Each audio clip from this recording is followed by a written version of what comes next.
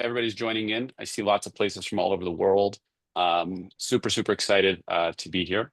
We're just going to give about maybe a minute and a half to get started. But I guess since we're asking everybody where they're from, you guys, panelists, where are you from? Let's start with you, Mike. Where are you based? Mike Maxwell, I'm sitting in Plainville, Connecticut right now. All right. How about you, Michael? Michael Lee, I'm sitting in Tempe, Arizona right now. All right. Let's see if we get all four. Let's see if we got four corners of the U.S. right now. How about Logan? Where are you? Hey, I'm right in the middle on the south side in Austin, Texas. Okay, almost. And Chayton, you're on the West Coast, right? Yeah, so like an hour or two outside of the Bay Area, Lodi, California. Okay, nice. Well, I'm currently in Colorado, and Peter, where are you based right now? I'm right now in Colombia, South America. Very cool. Well, for those of you who don't know, Peter is not Colombian. Peter, even though he might sound like he's got a nice Latin accent, but he is not. Don't let him fool you. My Spanish is Colombian, but with a German accent. There you go. All right. Well, listen, guys. Yeah. I think we'll get started in just a second here. Can I ask Natalia? Can I ask you to put in the link to the report for those who haven't seen it yet into the chat? And that's really why we're here today. So we're gonna get started as soon as we see that link in there. But great CCR song about Lodi. There you go. We got songs from everywhere. Well, everybody, we're gonna get started. My name is Ilya Rudzinski, and I'm absolutely thrilled to be your host today for today's panel. So now, usually on these webinars, I'm talking a lot, but I'm gonna try and talk a little. So we're going to try and have these guys do all the talking. And these guys, we have an expert panel that's going to talk about the report and the insights we have from there. So first off, why are we here? We are here because most industry reports ask clients what they think they want, right? And we all know that client experience is super critical in today's day and age. Now, instead of asking you guys what you think your clients want, we did something different.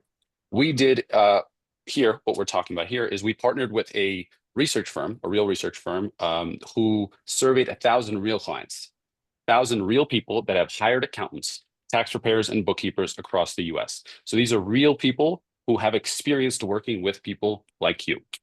And their feedback really revealed a lot about what clients truly want, expect, and really value from their accounting firms. And I think a lot of these insights are going to surprise you. They definitely surprised me. Now, why did we do it? Why did TaxDome commission survey? Because for us, client experience is everything. We want to be the source for understanding exactly what real client experience means, right? We all have our opinion. You guys have your opinion. And of course, we incorporate all that. But for us, we have to really understand what the clients value because we want to make the absolute best possible tool for your clients to use. And that's why we invest so heavily in tools like the client mobile app and our secure client portal, because that's really what what the clients have said that they want. And strongly recommend for you to check the reviews and you can see how much of an impact that it makes. Again, these are your clients that are using tools to communicate with your firms. So today, we're going to explore a lot of those findings, and I'm super thrilled and proud to be joined by this incredible panel of industry leaders who are really shaping the future of accounting or helping to do so. So I'm not going to introduce them. I want you to hear directly from them. So I'm going to ask each of you guys to literally, tell us who you are, what you're doing, and a little bit about yourself. And let's start off with Michael. Hey, this is Michael Lee. I am CEO and founder of Reconciled.com. We're an outsourced bookkeeping and accounting services firm for small businesses throughout the U.S. Awesome. Let's go over to you, Mike, and then let's do Logan and Chayton after. Sure. Mike Maximou, if you want to see how all those consonants my name end up turning into real words. I'm the current leader of the App Real Firm Alliance. My clients are accounting firms, and we try to help them exist and continue to serve the businesses and communities that they operate in by providing resources that Aprio has available to the local firms, because we really value the local firms being around to be able to help the businesses and people in their communities.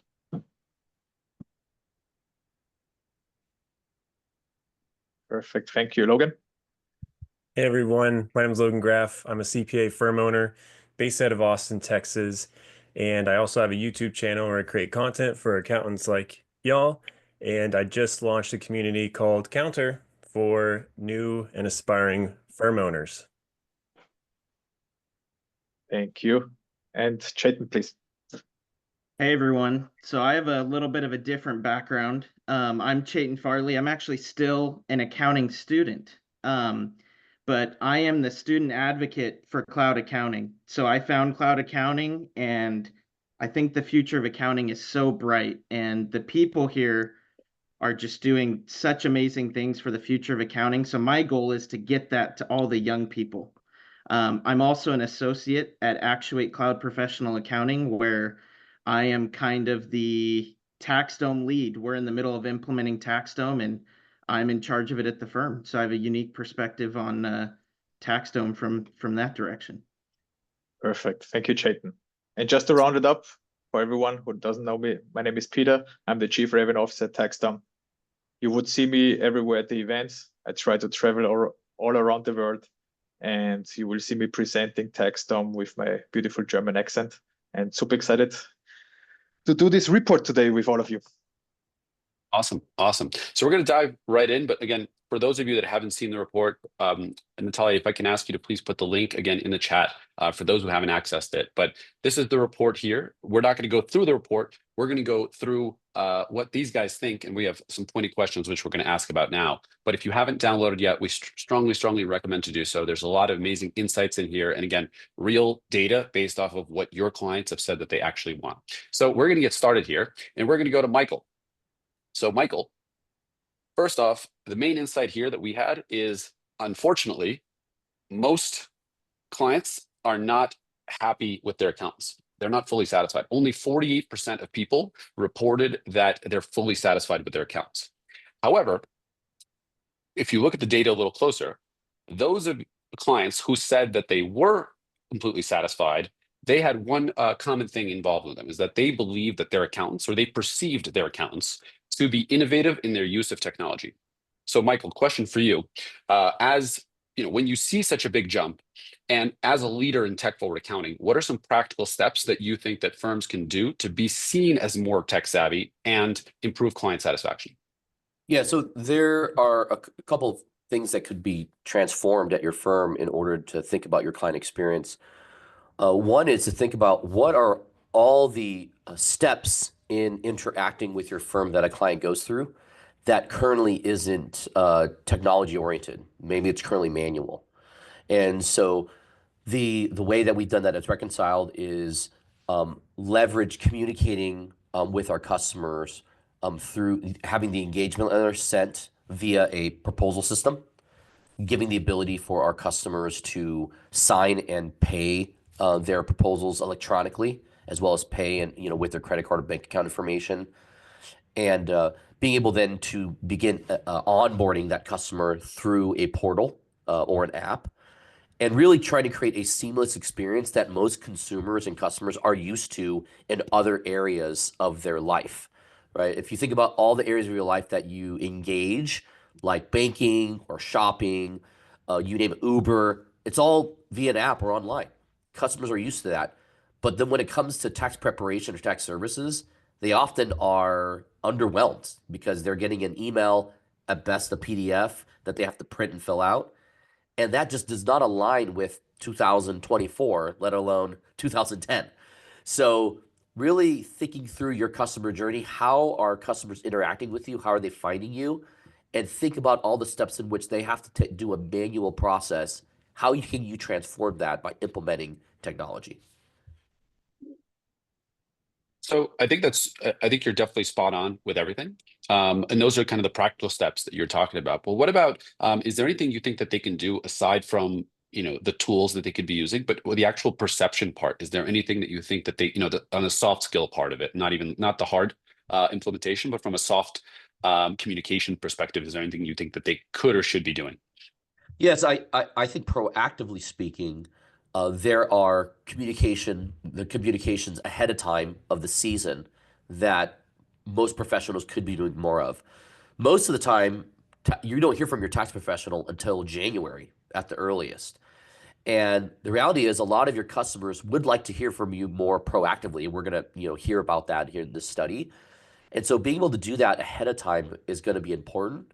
And then allowing that communication to occur not just via email, but via text messaging, via an internal communication tool like Slack or Teams, being able to touch base with your customer in multiple different ways that aren't just the old traditional way of phone calls, in-person meetings, and emails, which is what most practitioners are doing today. Definitely. And I think a lot of the I think this is resonating with a lot of the people here because we're about to close this poll, but there's a question here about collecting feedback, and people want to know how they're doing, right? Because this is obviously, if so many people are not doing that well, you want to know how you're doing. And almost a third of you guys said that you don't currently collect client feedback, but you're planning on adding it. So I think that this is definitely a step in the right direction. I'm really happy that this is resonating with people because I view this as kind of low-hanging fruit of what can be done. The other part that's related to technology on this side is I was kind of blown away. We don't have it in this slide deck, but it's in the report, is how few firms are actually offering client portals. So to Michael's point, people expect it everywhere from their life, but less than 50% of people are even offering that to their clients, which, the people on here, you guys are all tech forward. And, those of you on here who are, tax-stone clients, you guys are obviously using this already, but this shows you kind of how much of a gap there is between kind of what you guys are doing and what the average accountant is doing. So I think that there's so much room to improve upon here. I have actually a question for Michael. Michael, do you see a difference between the client satisfaction for clients who use technology and who don't use the technology, or do all your clients use the technology you offer them? We do have some clients that get stuck because they're older or they're less tech savvy, and we make it easy for them to adopt by providing them assistance. And that's where you want to have your tax admins and your admin professionals interacting with the clients up front to both filter them and also kind of walk them through, especially the older clients that might not be used to it. Maybe they came from a CPA that they met with for 20 years straight in person. They brought boxes of receipts. Now they want to shift to you to have a more convenient experience, but they just don't know how to use their phone that well or their computer that well to upload documents. They've never been asked to. So doing quick tutorials, doing videos, Loom videos, etc., to help the client really get through it, and giving them that customer experience that really treats them like you want to keep them as a client for life. And that means giving them that, going above and beyond to say, hey, this is how simple it is. We made it simple for you. Let's walk you through it. Awesome. Thank you so much. And I guess with that, a common fear that I think accountants have, and Mike, if you could speak to that as far as what people want to, kind of, I guess what just referenced here is people are afraid to change. Maybe they're coming from an older accountant and so forth. The data in here actually shows that they want you to do it. And that, I think, is the main message that I want to get across, is that you're fearful, but the data in here resonates, and we're just giving you snippets of it. But in the actual report, it really goes in depth as to what percentage of people want these things. And like the sneak peek, most of them are above 80% in terms of their expectations and desires for these things. So please, down the report, you get kind of the data there. But Mike, from your perspective, can you speak a little bit about that, because you speak to so many firms, that are going through this? Yeah, I think the biggest thing that most accountants do, that it's an error of their ways, is they assume the answers to the questions that they want to ask the clients. And they usually assume the answer is no. In the number of times through technological advances in my career alone, I've talked to partners about, hey, why don't we do X? Why don't we do Y? Why don't we do Z? And they're like, no, the clients will never do it. And I just stopped there because, I was 20 and didn't know anything. Well, now I sit there and I ask the firms, I go, well, have you ever asked them? I said, why are you worried about like 0 to 100 adoption? Like, what if you asked them and you got 50% adoption? Wouldn't that make 50% of your work easier? And now you have real life examples that for the other 50% of the population, like, go get 50% of them next year. Well, now you're at 75. You got 3/4 of everybody at your firm that's doing it the way you want to. Now it's easy to go out on the other 25% in year 3, and now everything is going way smoother. You have more time to communicate with clients about things that are more important to them. So I think that if we just stopped assuming the answer is no, and we frame the conversation with the client around why it's better for them. It's not forcing the client into how we do things. We do it this way because we have this kind of data that it's in the report that we're all viewing right now. Because we've talked to clients, we know what they want in general along a bell curve. That's why we're doing it this way. It's going to be better. It's going to be worth your while. So I think if we start framing it up that way and having those conversations with clients early, it's going to free us up to do some of the other communication that they're also lacking.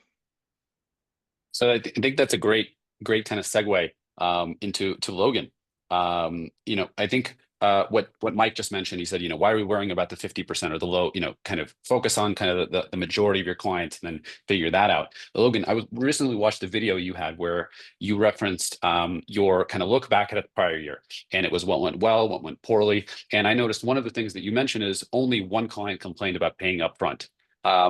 And that's less than 1%, right? For those of you who might not know his client size, less than 1% of people complain about paying upfront. And yet I guarantee you, if we polled accountants, how many of them are worried about paying upfront, the numbers are going to be, what I think my clients would do would be so much more. So I guess, Michael, my question to you is, so sorry, that was a little snippet about kind of the tying it in here, but the insight here that I wanted to address is specifically that 1 in 5 clients said that they'd be willing to pay up to 50% more for faster service. Right. So this is, to me, a huge insight, because every firm wants to think about how they want to raise prices. Right. This is kind of a concern of every business everywhere, but specifically within accountants today. Everyone is thinking about how can we raise prices. So Logan, question to you is, you've been experimenting in that same video talking about your tiered packages. And one of the experiments that you had in there was including promised response times. So how did you approach this, and what have you learned from putting in different price tiers, and how do you think about segmenting your clients based off of information like this to find the people that are willing to pay more? Yeah, so for those that don't know, when I send out engagements every year to my clients, I give them 3 different options to choose from. And I use a little bit of price psychology in there to maximize profits, something that I think all business owners should do, but we struggle with that as accountants. But anyway, so the way they're tiered is that the highest level provides this crazy amount of level of service where only a very small percentage will choose from. And if you look at that the data right now on the screen, says 1 in 5 clients say they pay up to 50% extra for faster service. Even if let's say you charge $500 for a tax return, and we have a good amount of clients that are willing to pay $750 for you to file it faster, essentially, maybe to be first in line. So that stat was really surprising to me, and I think that can apply to all of our clients and everyone that's watching right now or listening. We have a subset of clients that are willing to pay a lot more money for our services, such as maybe faster response times and communication, or faster turnaround times for accounting or tax returns, or maybe they want just the ability to ask you any question at any moment, just the access to them. So we need to start thinking of ways that we can use levers like that and leverage for those types of services to increase how much money we make and make our clients happier. Because clearly there's clients that are willing to pay more for those types of services. We just have to offer it to them. Logan, how do you approach a higher price when you offer, let's say, faster, more transparent service? How would you approach this? Yeah, so I use my pricing to guide people to the most profitable services that I have. And so I use what's called price anchoring. This might not really be the answer that you're looking for, Peter, but so I use high pricing, very high pricing on my upper tier packages, high level packages. And then my middle tier is pretty close to my lower tier package, and that way it drives people to the middle tier because they're like, man, this package is so expensive, but these packages are way cheaper. And so that's the reason why I use packages to begin with, is so you can provide different perspectives on pricing. And the middle package is the price where you're already satisfied with. Yes, it's Obviously. the most money I can make with the least amount of work. So right. I mean, it may seem obviously for you, but sometimes, you got to explain those things a little bit in more detail to Yes, to yeah, make appreciate it it. make sense. Well, I mean, the other part that might not be visible, or might not be, not everybody might not be aware of, is a lot of what Logan is talking about are best practices of across other industries, right? So say SaaS products, or other, other industries that are constantly toying and playing with kind of what makes most sense from a pricing perspective. These are common tools, right? And it's important to segment your clients based off of availability to pay. And there's lots of research about this and lots of logic. And really, what Logan is doing is bringing that to accounting where it doesn't often exist. So this idea of bringing in best practices from other industries, I think is very wise, and it's generally recommended. But the insight that I had here is, I think that very few people are considering this as a lever that they could use. Right. This is the insight, is that this is a lever that you can utilize that perhaps you maybe weren't considering in your way of raising overall prices for the firm. And I think it actually tie in really well to some of the other parts that we'll talk about later, about communication, as Michael alluded to earlier. So before we get into the next topic here, we have a quick question, interestingly, on your expectations. So what do you think your clients, their expectations are about onboarding and intake forms? What do you think your clients expect, and how they could, I guess, what they expect for you when onboarding? And this will be relevant because I think this will be, it'll be interesting to see your guys, what you think versus what the answers are.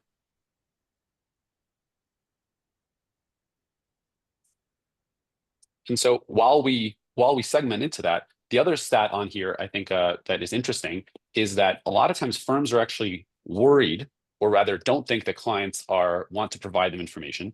But the other interesting thing on here is that clients are willing to spend up to 75% of people are willing to spend up to 4 hours to provide you with information. I thought this blew me away personally, because that is a long time. And these people are willing to do it. They're willing players. They're hiring you, and they're willing to play ball. Now, the important thing is that it has to be easy to use. So I think we're going to go over now to Chaitan. So Chaitan, I think we'll stay on here for a second. But Chaitan, here's the question that I had for you. Since you mentioned you're managing the tech setup at your firm, right? So you're thinking about these things, and you're looking to implement this there. Now, let's say you're pitching this to your management team. How are you going to pitch the ROI of this to your management team about adding intake forms to the process and overall to client experience? I think it's super interesting you asked this, because we had a firm discussion about this very thing just a few weeks ago. But I think you have to look at it from two perspectives. It's going to be incredibly beneficial to the firm, which I want to cover second. But first is the impact that it has on the client experience. So I'm going to touch a little bit on how TaxDome is doing this and is going to do this for our clients. But I think there's a lot of systems you could implement that do this. Clients not only want the ease, which the stat showed us earlier, that 75% are willing to spend 4 hours on giving information for their tax return, for their bookkeeping, whatever it is. It's going to make their life so much easier. So kind of like Michael mentioned earlier, the days of emailing back and forth and constantly calling or texting and trying to get information, not only is it not secure, but it's not valuable to the client. And as a firm, if that's the way we're doing things, we're not showing our clients the best care, because their time is money. Their time is incredibly valuable. For a lot of our clients at our firm, the whole reason they've hired us and need us is because they're too busy running their business and building what they're building to be worried about the accounting. And we want to take that on and take that burden away from them. So by having a client intake process and a document intake process that is not only seamless, but incredibly easy to use, it's going to make your client's life so much easier. And another point I want to make on that is we have to be mindful of our second, third, fifth, sixth year, our reoccurring clients that have been coming back year to year. The last thing you want to do is send them the same exact form that you sent them the year prior. No one wants to go in and tell your tax preparer your same address, your same social security number, all of those things that, you know, as accountants, we should take advantage of and have already put into our process. So I love that TaxDome allows you to keep the prior year answers, and then you can send the same survey back to have your clients revise and edit and change anything that might still be that might have changed from the prior year. But that's the first point. And then the second point, obviously the ROI to the firm is just how much time you save not having to email back and forth and constantly call clients. So I think it's a win-win for both the firm and the client. But really, as the whole focus of these findings have been, is it makes the client experience just that much better. I think you're spot on, and especially with the part of it's a win-win. That's what I think is really kind of a big takeaway from a lot of this, right? Is a lot of the things that make sense for you also make sense for the client. And that's an important thing, is that obviously if you wanted to raise prices 100 times, that's not a win-win, right? But being able to identify the clients, kind of the previous discussion with Logan, maybe that want more services, and being able to offer them that, then they're happier because they get what they want, and you're happier because you get more revenue. Same thing here. They are willing to spend the time to give it to you, but they want it to be easy. And the important thing, I think, the insight that, or rather, the detail that I thought was really interesting from this, is that the way that they actually view it is it's a perception, right? They view intake forms as a perception, because if you don't have it, it's almost a lack of professionalism, right? Clients use all of these, whether you have typos in your emails, how you come across, these are all things that they utilize to kind of determine their perception of you, because they're not experts in the actual output, right? Whether or not your tax return is 100% correct, they probably don't know, but they're using all of these other inputs to kind of determine whether or not they trust you or not. At the end of the day, this is really a relationship business. So the more you can meet them along the way and give them that trust, and that, the service that they want and what they're expecting, that's the relationship that you're going to be building, while also being able to provide those services at scale, as both Michael and Chayton were talking about. All right, so Mike, kind of an interesting thing here. We were talking about intake forms. We spoke about pricing here, but over to you. I wanted to talk a little bit about one of the. It's not on this screen, but it's in the report, and I thought this was fascinating, which ties into the low satisfaction, right? So where does low satisfaction come from? There's a stat in there that 1 in 3 clients dislike having to follow up for updates, which I think is fascinating, right? 1 in 3. And if you can launch the poll here as well, curious for you guys about the communication, Natalia, please. But Mike, the question for you is, if clients want transparency, and clearly they want to be in the loop based off the numbers that are on here, is proactive communication a low-hanging fruit for firms? And because I wanted to address this specifically to you, because you're not a firm of one, you're looking at a lot of firms, right? So do you think that this is a low-hanging fruit? And if so, how would you advise firms to approach it? So short answer is yes, it is really low-hanging fruit. I think it has remained low-hanging because during the busiest time of the year, most practitioners put their head down and they crank out the work. They're putting the numbers on the forms, and they forget that there's a client on the other side of it, and that for most of those clients, it's next year. We're going to talk to these clients in the first quarter of 2025, and for us, it's 2024. But for them, it's 2025. And we forget that sometimes. If we can pause for a moment and realize the perspective the client is coming from, it would make it more important to us to reach out to the client more often. And then the firms inevitably go, well, how? I'm so busy doing all the work. Well, I'm certain that TaxDome has automations built into it where, as you move a project from scanning to preparation to review you can set up automatic client communications to the data that was pulled into the intake form on how the client wants to be communicated with, whether it's email, text, etc., that you don't have to do anything extra. Like, it gets sent, like, hey, by the way, like, your stuff's been scanned in. Thanks for dropping it off. It's in prep. We should be back to you in a couple of days with an open items list. Like, you can set those things up with the pre-existing like words. And if you don't have a system that can do that, it's a great task for your team or your admin to do for you. Like, even if it's once a week on Friday, you're running a report on what status changed. You've got the boilerplate language, send it out. Like, let people know once a week what's going on. There's some folks out there that have built like, Domino's pizza tracker type things, which is wicked cool. I don't know that every client wants that level of detail, but it's an example of other ways those same people are interacting with other vendors consistently throughout the year.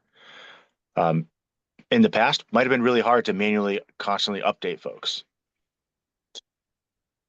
And also maybe important also to mention is you don't have to go to start with the client facing status, in details. You can start like very general to say, hey, it's in progress right now, or it's in planning, or I'm reviewing it right now. So you don't have to do a very detailed point of view, which may confuse your clients. Keep it general, and then you will see how the people react. That's a good point, Peter. But I think even if we abstract away from the actual tactics that people use, right? The tactics I think are more the secondary. I think the main point to take away from this is how much they want communication from you, how much they value it, how it's pretty universal of proactive communication is something that they want. And another stat that's not in here but is in the report, I mean, we can only put so much on the slides, is that people in general are afraid to ask their accountants. Right. So a lot more people actually want updates from you than we mentioned the 1 in 3 dislikes haven't asked. Those are the people that go beyond their comfort zone of actually reaching out. You have a tremendous amount of people that, I don't remember this exact stat, but it's in the report, that are afraid to ask and don't do so. So simply by being proactive in your communication, you can reach out to all those people that we all know those people. We probably are those people in other facets of our life where we're afraid to ask, or maybe we don't feel comfortable because, again, you guys are the experts, they're hiring you. And by being proactive and giving them that information, you actually build more trust by giving them that transparency. Then they're even more comfortable in the work that they're giving. But I actually think that this is an interesting segue because a lot of you are probably thinking, well, not all my clients want all the information at once, right? Not everybody. Some people just want to give it to me and forget about it, and and you're going to be right. So even though people value the information, not everybody values it the exact same way. So this is a super interesting insight in here where we basically identified that clients fall really into 2 camps. And we name them here the inspectors and the delegators. And you can see they're roughly 50-50 each. And the way the two groups are some of them, let's say the delegators are the people that just want to give it to you, hands off, they just want it done. They don't, they want it done. They want it to be done right, but they're not as concerned with the communication aspect of it, right? If you give it to them, they'll want it, but it's not as critical for them. And then you have the inspectors, which are again roughly 50%. And for them, giving them constant updates throughout the process really assuages their fears, right? It gives them that feeling of control that they seek. So Michael, back to you, I guess, for a second, is what do you think about this, and how do you think firms can structure their processes and their communications around this? Yeah. So first off, it's super helpful to know what type of customer orientation you do have and where the majority of your customers lie. At Reconciled, for our tax practice and our bookkeeping practice, most of our clients, majority of our clients, are delegators. They are, hey, take this off my hand, take care of it, just keep me updated on the most important things, but don't bombard me with too much communication. So for us, we have a lot of delegators, and we know that, and we tailor our communication to be just enough information to keep our clients updated at the frequency and cadence they want. But if you have a lot of inspectors, then you want to make sure that as you think about the tax season and communication throughout the year, that you're doing it on a regular, consistent basis, and you're doing it in detail. Even for an inspector type of customer, even an email of, hey, I got you, or I got your email, an auto response, we received this, we will be back in this many hours or this time frame. That's helpful for an inspector who's sitting there at home in front of their computer, worried, or at work, worried if you got the information they said, if you got the upload in TaxDome of their documents, if you got that text message or that voicemail. They want to know. They want that confirmation. And so it's really good for you to know which type of customer. You probably can get a poll from yourself or your staff based on the customer interaction you have. And oftentimes you'll find that really those really highly anxious inspectors, they're the loudest customers. They tend to follow up with you a lot. They're calling you every day, wanting to call back on status every day. You just got to figure out a way to keep them updated. And my encouragement to you is to delegate a lot of that follow-up to your staff, your admin, who could do that so that you could focus on the tax return, the reviews, and the signing of the returns. We will create that whole process of communication and really understand your customer. Definitely. And I mean, to me, like, I guess the insight that I have here is that not everybody's made equal. And this is the purpose of that onboarding intake, is to understand what the people want, right? It's not just a welcome to I mean, it's a welcome to my firm, because that's something that they expect and how you're going to work with them. But it's also kind of a getting to know each other, right? So I guess the analogy I like to use is love languages, right? So you want to identify what your client love language is and how you can be of best service to them, whether it's constant follow up, whether it's once a month, what kind of check-ins that they want. Because at the end of the day, business is really just about meeting expectations, and making sure that those expectations are clear, both from your side and from the client side. So that's where you can use the intake forms, or whatever your onboarding process, to identify that. And then secondly, I guess back to Logan, I guess my thinking here is that this is how you can segment, is the people that want more updates. Who says you don't have to charge for it, right? That could be another add-on that you can position as, hey, we actually offer this premium service where you're going to get updates from us along the way.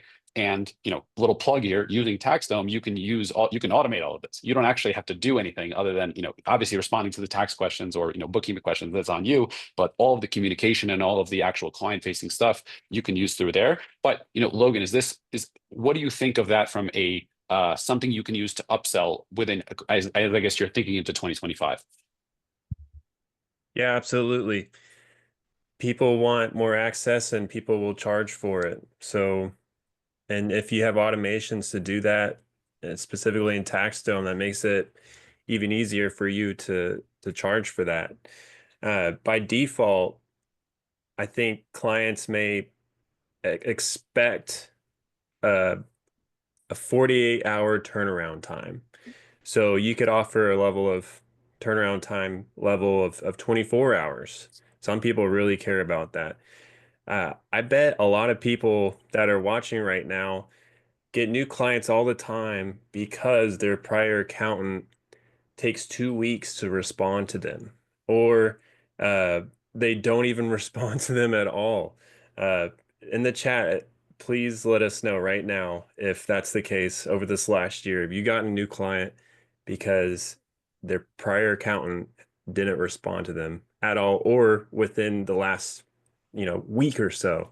It's absolutely crazy. And so I think clients are craving this communication level of service, and uh, it's absolutely right. And I think our base level of style of communication should be geared for the inspectors, so those that want continuous updates. So I think we should, our base level should be pretty proactive, to keep those inspectors happy. And then if we're over communicating, the delegators are going to be just as happy. I don't think they'd get annoyed by an update, but you can still make it a level of, you could still provide a level of service above your base level of service, what Ilya's alluding to segment that specific type of client and to charge them accordingly. And in today's Thank day and age, this is easy to do, right? In the sense, when I say easy to do, I meant separate the two, right? In the sense of creating the process and then separating the two. Technology makes it easy for you to go and do that, where you don't have to. Technology does all that. That part is easy in today's day and age. Excuse me, Peter. Oh, good. I want to actually share a real life example how proactive communication and upselling work together. So I don't know if David is here in the webinar. I had back then in June, David, he's a 15 user firm, a 15 team member firm. And I had a workshop with him, how to increase revenue with his firm. And what we did back then is I told him, or I suggested him to, every time when you had a customer, who purchased one service with you and they make the purchase, send him a follow-up email and say, all right, we're going to work on this. Is there something else you would like us to do for you? And then start listing up the services. And then yesterday, David, I don't know if you're here. Yesterday I had a session with David and asked him how many people have actually purchased upsell, like made an upsell through this campaign. And he came back and said almost 30%, guys. So he made a additional revenue just by asking, hey, what else can I do for you? Choose A, B, C, D, E. So this is a bit of a tangent, but I just think it's an important thing to throw in that everybody's worried about what the future lies, right? With AI, everybody's worried: are we going to get AI'd away? Our account's not going to be needed, and we all might have our opinions. My opinion is that this is a trust and relationship business, right? In that I think do-it-yourself tools have existed for a long time. TurboTax probably processes, I don't know, 100 million returns a year. So if you get another tool that makes it, even better, it's going to continue going in that direction. But yet the accounting industry, the overall revenues for the accounting industry are going up. So in my mind, yes, processes will improve, and you guys should be leveraging tools like what we're talking about here to make your processes better and improve those workflows. But at the end of the day, your business is going to depend on the trust and the relationships that you're able to build. I mean, Mike, what are your thoughts on that? Because again, I'm coming back to you specifically because you speak to so many firms. Kind of, what are your thoughts on the kind of importance of trust and relationship building with your clients to have retention over time, and really keep them with you versus, say, the actual compliance work? I think that because integrity is built so ingrained into what we do and how we do everything, we forget how important it is to the people that we're servicing. Because for us, it's table stakes. But from their perspective, it's amazing. So then we get into how too much and too fast. A lot of times clients don't care about the how. Like, so if we can remember that the reason why these clients are trusting us with their most secret documents, their most secret secrets, the stuff they don't even talk about at holiday parties with folks. Like, no one talks their finances. They'd rather talk politics and religion.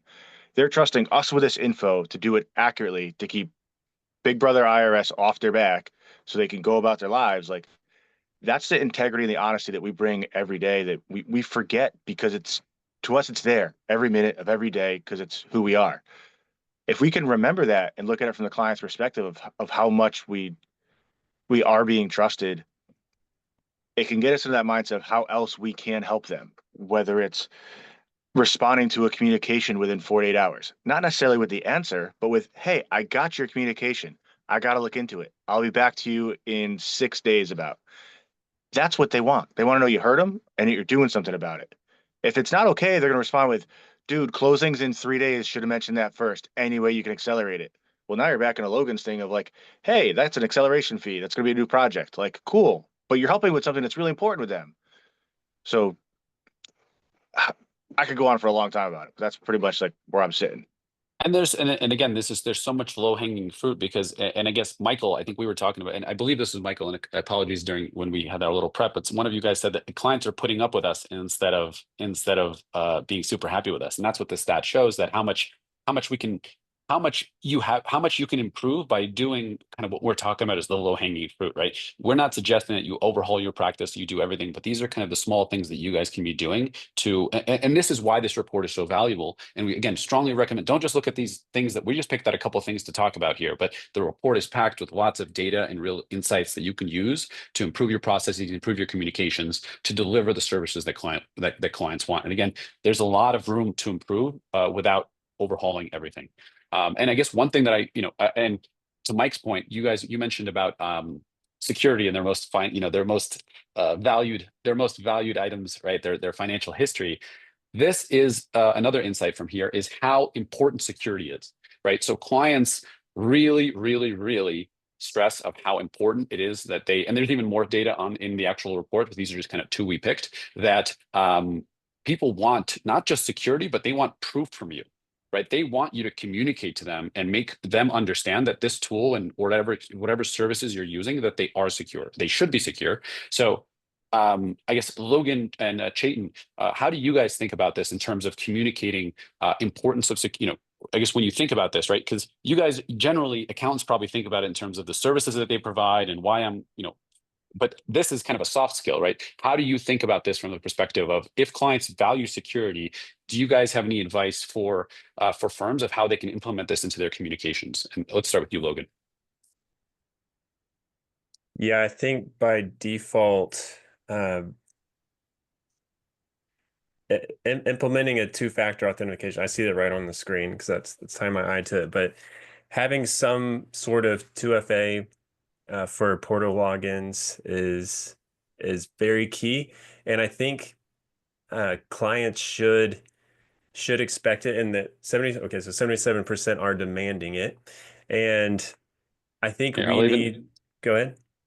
I'll even pull up. There's even more, because I think there's more Here, I'll give you a couple more here in here because I think the stats are they're really mind blowing.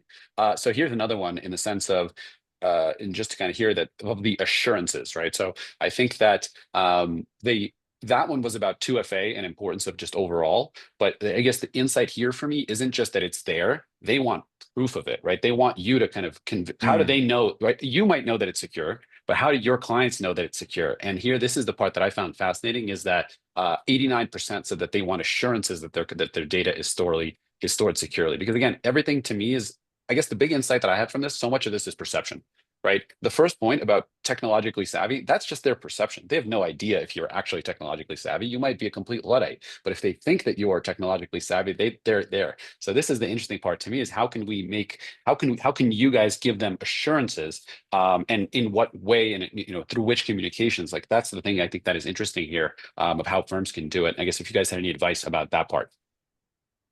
Yeah, I would rely on the software portal that you use. And if they don't use 2FA, I would switch to something that does. So, the portal that I use, it clearly communicates to the client and they're able to find that communication on the security measures of it. And I've had clients directly ask me like, hey, where's this data housed? Where's our data housed? And, what are the standards of their security and testing and certificates and all of this? I have some security related clients that are in the industry, and so I rely on my software to do that for me essentially. And thankfully, I don't have to be an expert on the security measures. I can just point to the software itself. What about, I guess, if you think about it from a communication standpoint, right? So this is it's not that you have to prove it to them, but I guess that the way I'm thinking about it is if I'm a firm, I'd be thinking about adding this to my communications of it's not, don't just go to this portal because I want you to. I want you should be going to this portal because this is housing your most secure information in this vault that is secure. And here's all the data that says, all the attestations and all the security protocols, because then it makes them feel secure without you actually doing anything, right? You're not actually you've already picked the tool, you're depending on the tool. But to me, the I guess the to do, I think, is partially is to make sure you're conveying that during those meetings. Because Mike, I guess back to your point in the sense of why, telling the why. Have you noticed any firms doing this yet, or is this new? The firms in the alliance are the most successful at, I'll call it, churning through the load of work in Q1 while having a good client experience, are focusing on this area. They're using like some of the technology and some of the other items to create that time capacity to actually like have some of these conversations and things. So yeah, we are seeing it. We've done a couple of, I'll call it, tax operations walkthroughs with some firms, and we specifically point out that we can pull out, 5 minutes here, 10 minutes there, 20 minutes there. All of a sudden, at the end of every day, the partners have an hour and 15 minutes that most days they can just go home and go to sleep earlier, that's an awesome result. But let's say they go home an hour earlier and they take that extra 15 minutes and they contact the 3, 4, or 5 clients they worked on that day. Like it totally works. It's totally possible. Like we can actually do this. That's the thing I want everybody that's on the call is like, we're great at putting up roadblocks of how to not do things, but that helps us find the path around of how we can actually get it done. So look at those roadblocks as positives of how it will work for you. So slight plug here, and if you guys, for those of you that do use TaxDome, there are ready-made onboarding emails that already include a lot of these things in the sense of, because TaxDome is SOC 2 certified, and whatever tools you guys use, I guess the main takeaway is make sure that they are secure. And I would personally convey that to your clients as well, so that they feel secure in what they're using. We're doing really great, I think, great time here, and I want to be conscious of that. Let's move over to kind of our, before we move over to the Q&A, open up to the panel. Do you guys have anything else, kind of any additional things that you wanted to touch upon that we haven't yet? Perhaps other points before we move to the Q&A. And this is open to the 4 of you guys. If you haven't done it already, it's never too late or too early to ask your customers, your best ones, and even the ones that you find painful. Ask them what can our firm be doing? What can I be doing to make this next tax season a better experience for you? Just that simple question of getting feedback from your customers will help your customers be more endeared towards you. And during that time, as you collect that, you can also share some of the things you would like to do to make the tax experience better for you as a firm. You can easily share that, hey, we really would like to implement a better technology experience, but we need our customers' cooperation to make it easier. Do you think you can get all your documents in by this date? And how do I help you do that? There are things that you can say and set expectations. So it's never too late to start that conversation, either through a simple survey online or just through calling your customers for a simple phone call. And I completely agree with you. And if you guys remember the first poll that we asked about, and one of the questions were, how do you guys gather feedback from your clients? So here's the actual the stats on there. Of you guys, the ones only less than 50% of you say that you collect feedback right now. And some of you do it through automated emails, which is only, how are we doing, which is 9%. 30% do it during client meetings, which is kind of great. But more than 50% of you say that you don't collect any feedback at all. So this to me again is a really low-hanging fruit without you kind of changing your processes, but really speaking to your clients and having that feedback from them. Because every business, we're all so concerned about getting the work done, but you want to focus on the retention. It's always easier to keep a client than to get a new client, right? Every business you want to focus on increasing the revenue across your clients and doing that. So that would be kind of my recommendation there. Anyone else here? Any other thoughts that you might want to add? Oh yeah, I've got one, and I'm going to plug Logan for a minute so he could talk. Try the crazy thing. And I say that specifically because Logan is going to schedule individual tax returns this year, similar to how we used to schedule big projects. That sounds crazy. Like, I was a tax partner. Logan, like, can you give us a little more insight about implementing that kind of crazy idea? Yeah, I got this from other professionals, so this is an original idea. But this year, I'm setting up a scheduling system where clients choose their date when we start preparing their return. And so I'm going to release a link in a couple weeks where they go into Calendly, pick their date, and they're going to be required to have all their information uploaded a few days before. And then so it'll be ready when their date is selected. And this way, January through April, theoretically, is going to be about 40 hours a week. So busy season is hopefully gone forever. Mike's clapping. Mike's clapping. Yep. Awesome.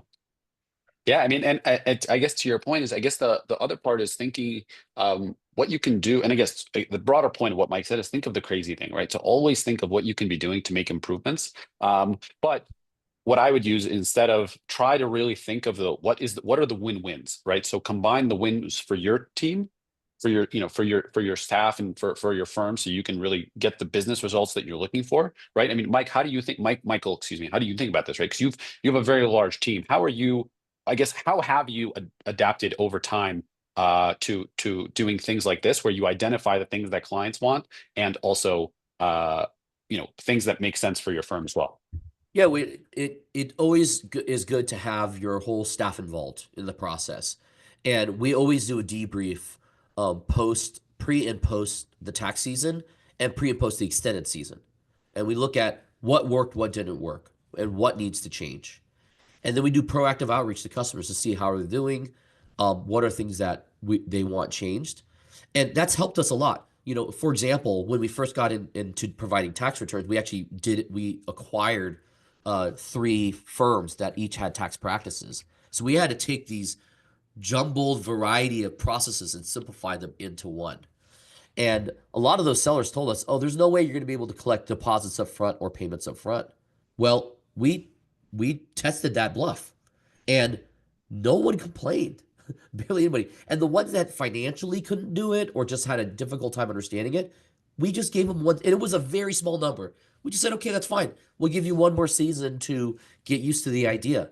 So it's better for us to have 95% of our tax fees collected up front, or at least a deposit up front, than to wait till the tax return's done and hope that customer will pay us.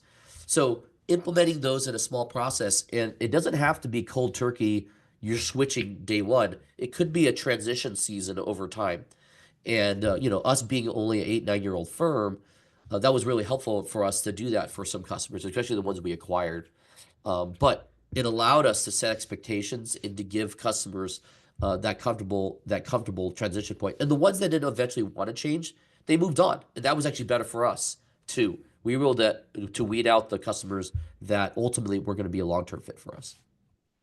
And I guess, Mike, to your point of doing the crazy thing, I guess, Logan, when you're building that, right, a January 30th date might not be the same price as an April 10th date, right? I mean, think about it. Every business is doing that, right? Everybody's going to want to get their information in later. You can reward the clients that give you information earlier, those that can, by giving them either a lower price, because then you're less stressed and you can actually plan out your time. But theoretically, everyone's going to want that last minute slot. So maybe you can even add kind of different, use that as another idea of segmenting your clients there, just as a thought. Yeah, absolutely. That's really cool to think about. You can charge more for specific access of the calendar itself, or charge less if you want to influence people to sign up earlier or later. So it's limitless possibilities. Awesome. Like an And I guess airplane seat. big airplane seat, exactly. Ubers, everything is I mean, this is, again, these are just best practices across other industries that who says you can't do them, right? Again, who says that you're a business, these are clients, this is a service? Why not think of those through there? But again, by positioning it ahead of time, it's not punishment, right? You're just setting your, it's if a client messages you April 10th and you're just saying, I'll do it, but I'll double the price, then that doesn't leave a good taste. Maybe it might leave a good taste in their mouth if you actually get it done. But if you would do it ahead of time, then it's clear communication and you can avoid the client feeling, distasteful that maybe they paid too much versus the clients that actually are willing to pay for it more there. But again, one in five are willing to pay up to 50% more. So there's a lot of people that would be willing to do this. And I guess over to you guys. I see a lot of Q&A has been answered, a lot of in the chats. Any specific Q&As you guys that want to address live that you thought were interesting, or that we might want to address live besides in the text kind of open forum?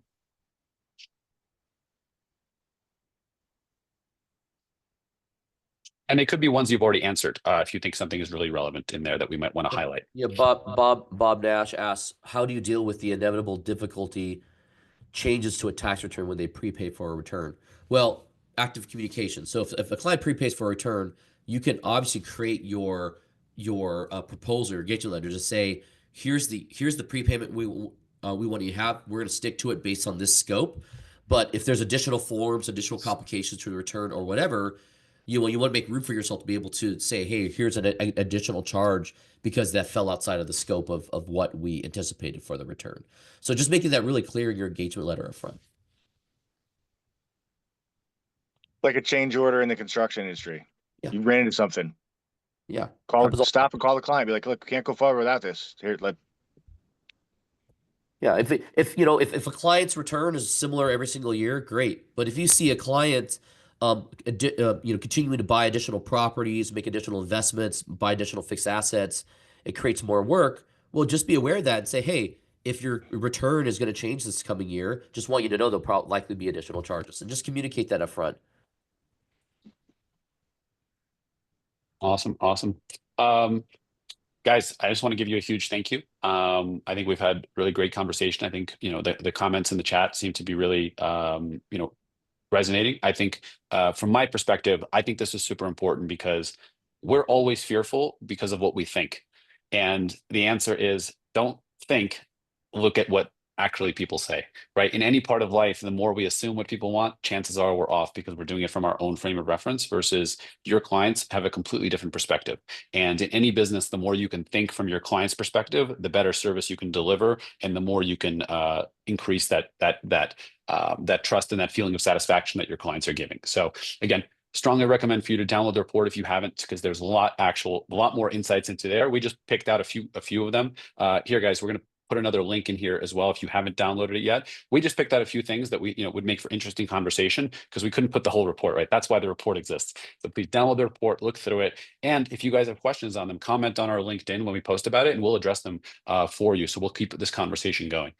So again, Logan, Chayton, Michael, Mike, huge thank you to you guys. This has been great.